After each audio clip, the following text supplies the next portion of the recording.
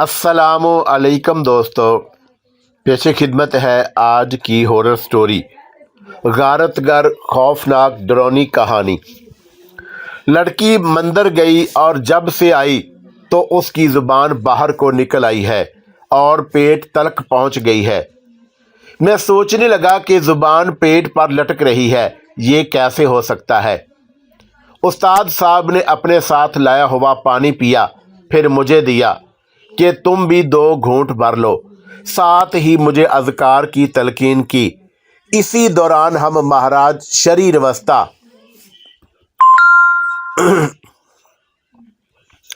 जिन दिनों मुझे अमलियात सीखने का शौक़ हुआ था और मैं नए हैरत अंगेज़ और रोंगटे खड़े कर देने वाले वाक़यात का मतलाशी था, उन दिनों अपने उस्ताद अहमद शाह बुखारी के साथ बंगलाज के पहाड़ों पर एक ख़ास अमल के लिए मुकीम था। अमले उस्ताद साहब का था। मैं बतौर मावन उनके साथ ठहरा और उनकी खिदमत करता रहता था। बंगलाज का मेला करीब था और हिंदू ज़ायरीन की आमद थी। एक सुबह जब सूरज निकले कुछ देर हुई थी, उस्ताद साहब अहमद शाह बुखारी पहाड़ी से उतरे और मुंह हाथ धोने लगे। फिर कहने लगे कि कुछ अजीब देखना चाहोगे। मैं जो इस रास्ते पर चला ही इस काम के लिए था, कैसे पीछे रह जाता। फौरन कह दिया कि बिल्कुल, अगर आपकी हिमराही हो तो हर आग का दरिया अबूर कर सकता हूँ। उस्ताद अहमद शाह बुखारी अपर कोहिस्तान के रिहायशी थे और उनका ख़ानदान बरसों से सिफली इल्म के काट के लिए मशहूर था। उनके यहाँ अक्सर लोग, चाहे मर्द हों या ख़वातीन, ज़िक्र अज़कार से उनकी ज़ुबानें तर रहती थीं। शाम को उस्ताद साहब ने मुझे कहा कि चलने की तैयारी करो, एक करीबी गांव जाना है और गांव हिंदुओं का है।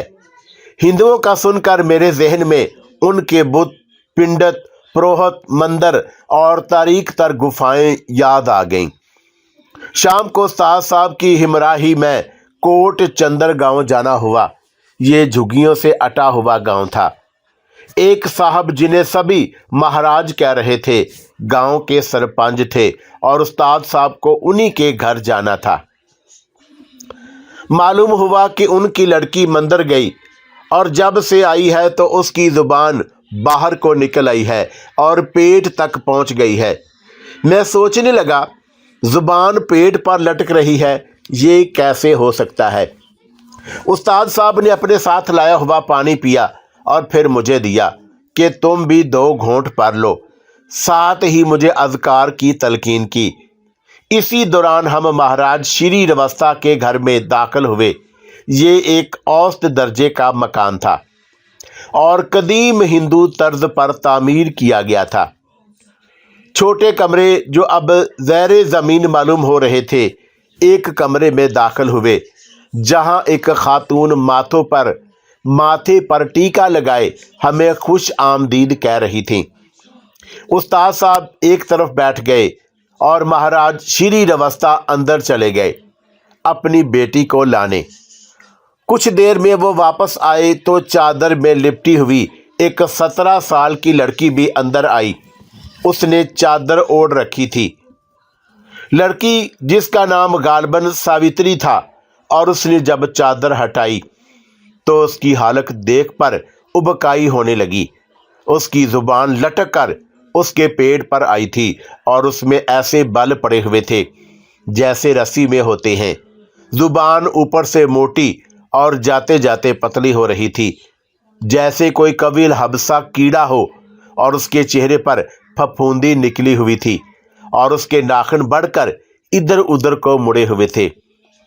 महाराज कहने लगे कि शाह साहब, इसके नाखून काटते हैं तो सुबह फिर निकल आते हैं। सावित्री एक चुड़ैल मालूम हो रही थी और इतनी भयानक सूरत आज तक मैंने नहीं देखी। शाह साहब ने सावित्री की ज़ुबान उठाई और उसे बगौर देखने लगे।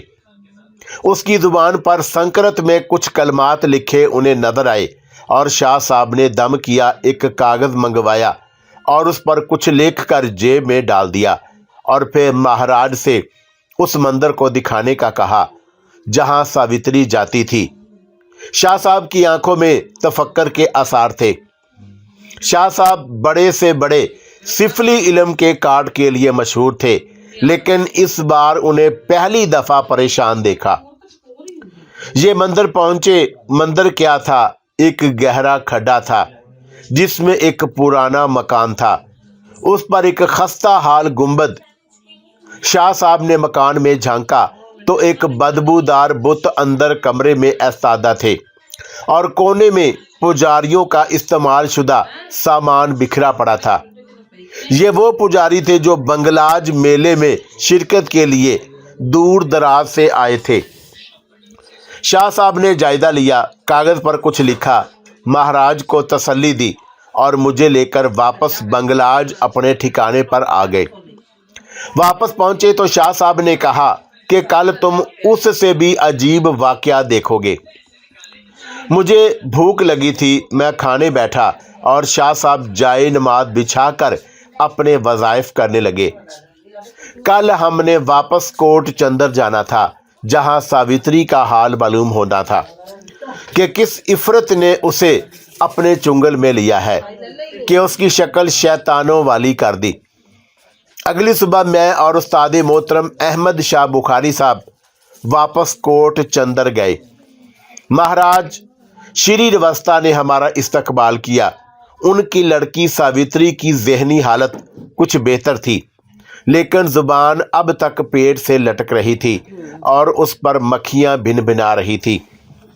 हाथ के नाखून जर्दी माइल थे और आंखों में ऐसी बेहानक उदासी कि देखकर कलेजा मुंह को आ जाता। अहमद शाह बुखारी ने सावित्री पर कुछ पढ़कर फूंका और मुझे लेकर मंदिर की चौखट की तरफ निकल गए। ये सुबह 7 बजे का वक़्त था। मंदिर के अहाते में कुछ हिंदू ज़ायरीन पिंडत आड़े तिरछे लेटे अपनी पूजा कर रहे थे। इर्द गिर्द संदल की अगरबत्तियां, इस्तेमाल शुदा कपड़े और खाने पीने का सामान बिखरा पड़ा था। उन सब के चेहरों से एक खास नहुसत टपक रही थी। शाह साहब ने उनसे अंदर जाने की इजाज़त तलब की तो वो आपस में एक दूसरे को देखने लगे, जैसे कहना चाह रहे हों क्या करना चाहिए। शाह साहब ने उनकी खामोशी देखी तो आज खुद अंदर दाखिल हुए और मुझे भी और आज के विरद करने की ताकीद की। अंदर दाखिल हुए मंदिर में मौजूद पुरोहित के कमरे में गए तो पुरोहित मुंह के बल लेटा हुआ था। ये कोट चंदर का पुरोहित था, नंग धड़ंग। उसका पेट किसी ढोल की तरह उभरा हुआ था, घुटा घुटा सा बदन, सर जो शराब पी पी कर फूल चुका था और होंठ जामनी रंगत इख्तियार कर चुके थे। सर पर चुटिया थी जिसे देखकर अंदाजा हो रहा था कि पुरोहित दिया राम सालों से नहीं नहाया। अहमद शाह बुखारी ने उसे उठाया और अपना तारुफ करवाया। अहमद शाह बुखारी के अबाओ जदाद का नाम दिया। राम ने सुना तो उसकी आंखों में खौफ उतर आया। उस्ताद साहब ने उनसे सावित्री की हालत की बात की तो दिया राम भी अफसुर्दा हो गए कि वो कोट चंदर की मासूम लड़की है, जाने किस गारतगर ने उसका ये हाल कर दिया। उस्ताद साहब ने दिया राम को तसल्ली दी और कहा कि वो उसका हाल तलाश कर लेंगे। इतने में दिया राम का मुलाजम कांसी के बर्तनों में पानी लाया और कुछ खाने की अशिया।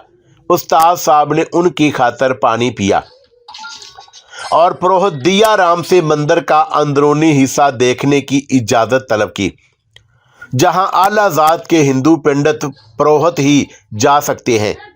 दिया राम ने अपने मुलाजम को चाबी दी और ताकीद की कि ताला खोलने के बाद तुमने वापस आना है। मुलाजम चूंकि कमतर ज़ात का तस्लीम किया जाता था, इसलिए उसे पुरोहित ने अंदर जाने की इजाज़त नहीं दी। मैं और अहमद शाह बुखारी साहब मुलाजम के पीछे चलते हुए उस कमरे तक पहुँचे। ये एक मतवस्त कमरा था, लेकिन उसका दरवाज़ा आधे से ज़्यादा ज़मीन में धंस चुका था। दरवाज़ा संदल की लकड़ी का था और बेज़ कीमत मालूम हो रहा था। कमरे में दाखिल हुए तो उसकी हालत देखकर मेरी बेचैनी में इजाफा हो गया। कमरे का मंजर ऐसा था जैसे यहाँ पुरोहित नहीं शैतान बैठता हो और सारे हिंदू शैतानों की पूजा करते हों।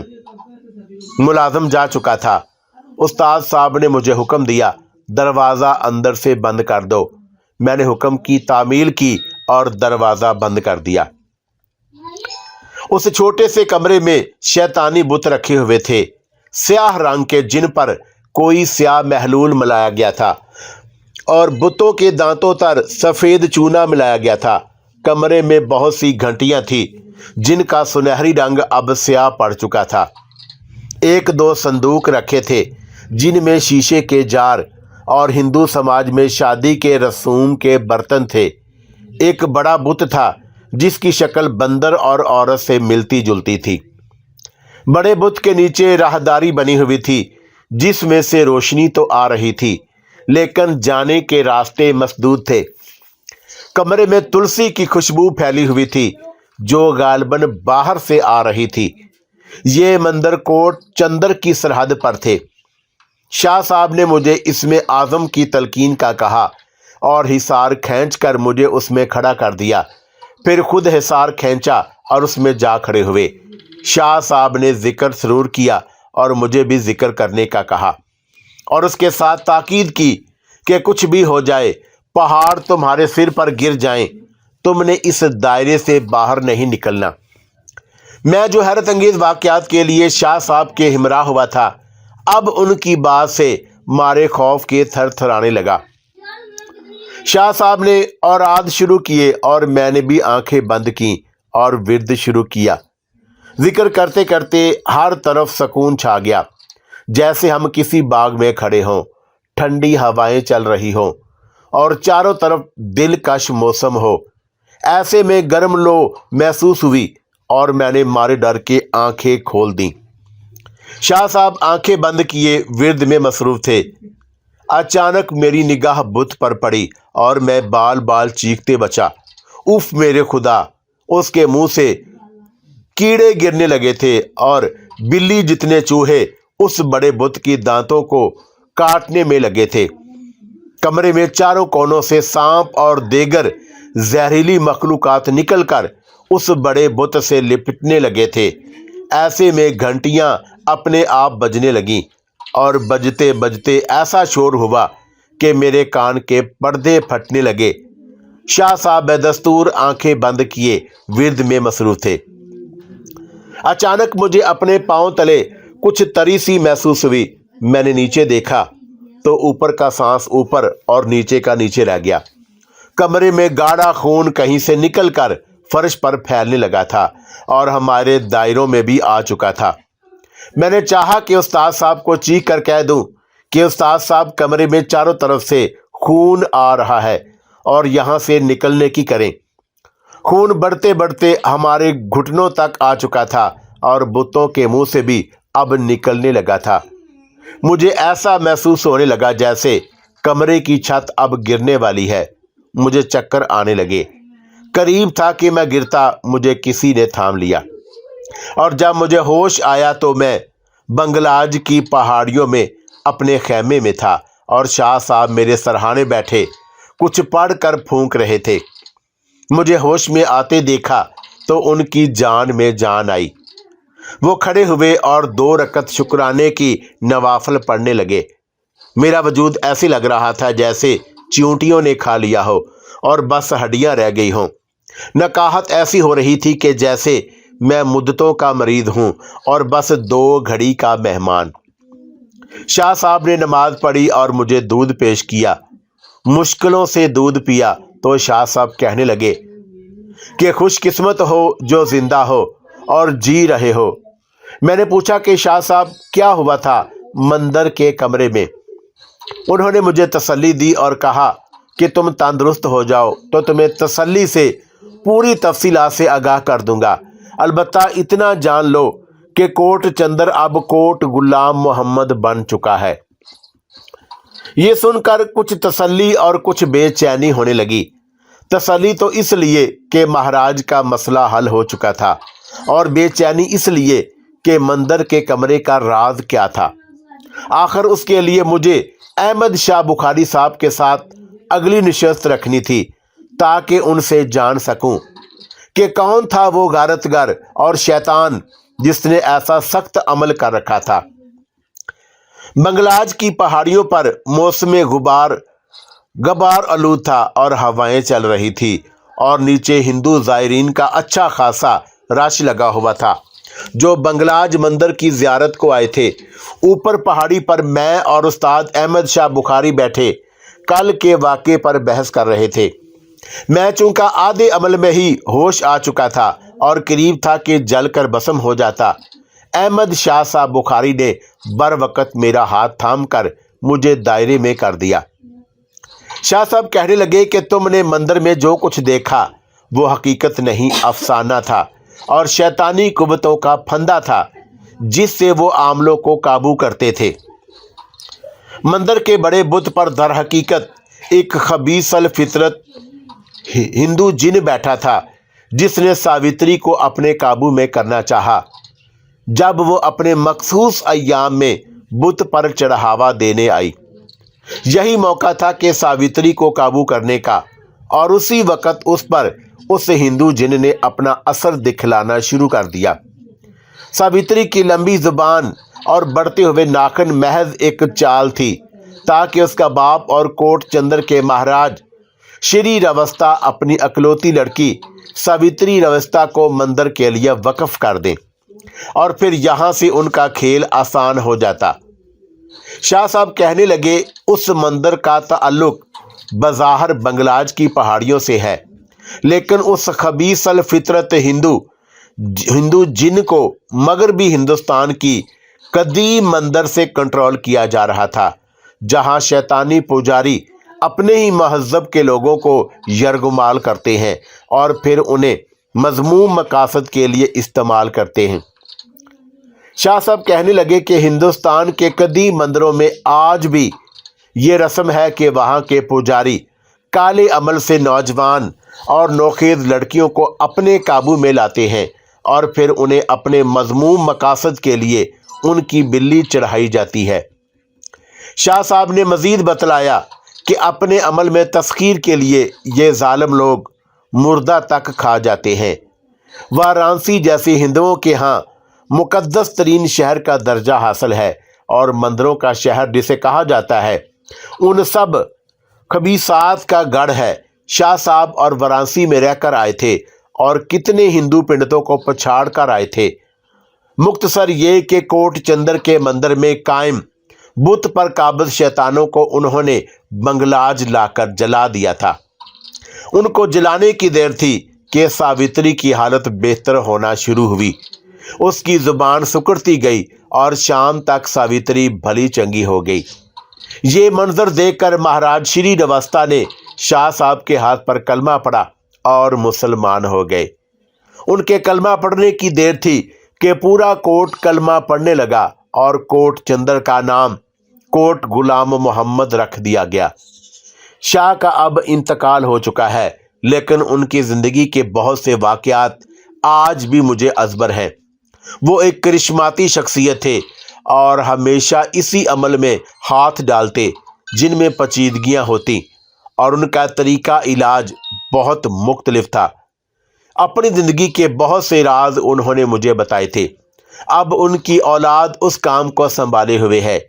زندگی رہی تو شاہ صاحب کے ساتھ گزرے دیگر احوال بھی آپ کو سناتا رہوں گا۔